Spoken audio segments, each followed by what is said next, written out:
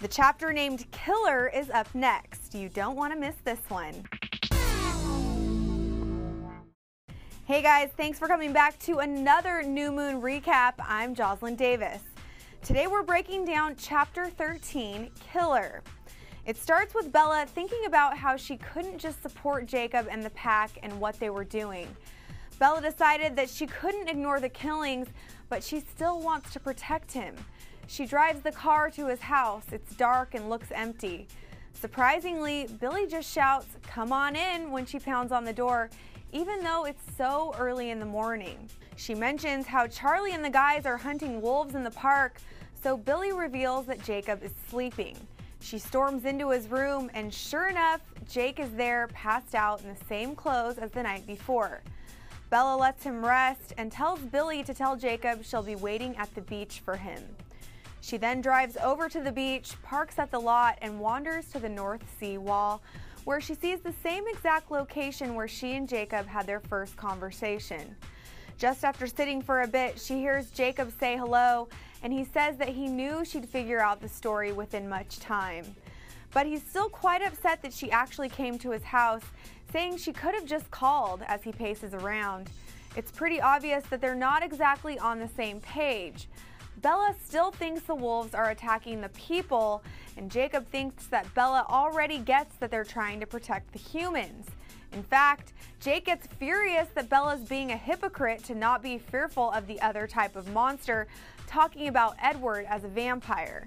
The danger causes Bella to hear Edward's voice, warning her to calm him down. Bella described to Jake that it's not about what the wolves are, it's about what they do. She's talking about the human killings. It's kind of funny because at this point Jake smiles uncontrollably. He's so happy that Bella doesn't care that he turns into a wolf. He then explains that he's not a killer. Jake then reveals that none of the wolves are killers, they're protectors, and they only protect others from their enemy, the vampires. The two get into a discussion about Laurent and how the pack very easily killed him. Bella says she's relieved because she thought he was going to come back and get her and her loved ones, adding that she thought he knew how scared she was because he said that night in her room that it wasn't safe to be there. Then Jake clarifies by saying it's not safe for Bella to be around him because if he gets too mad or too upset, she might get hurt because he'll turn into a wolf. The discussion turns back to vampires. Jacob says they're still working on it, meaning two vampires keep coming back. He talks about one female in particular who keeps killing and running off, and the pack can't seem to figure out what she wants. He suggests that it's likely her mate got killed and she's seeking vengeance. Bella gets sick as she realizes it's Victoria who's killing, and she's seeking her out. She tells Jacob about Victoria and their history together.